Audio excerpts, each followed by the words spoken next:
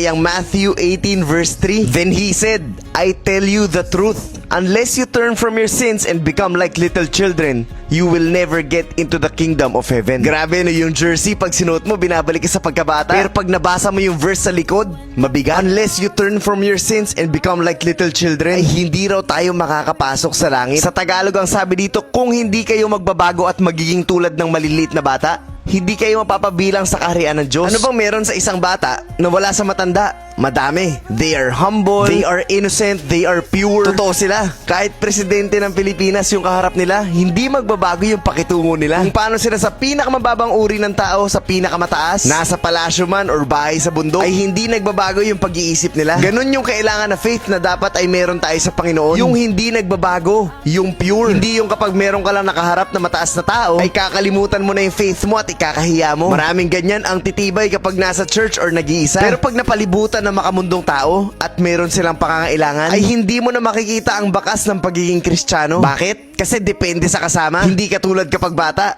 Puro yan, hindi nagbabago. Inosente at hindi makasalanan. And unless we turn from sins and become like little children, ay hindi raw tayo makakapasok sa kaharian ng Diyos. Sana po ay malinaw ang mensahe ng video na to.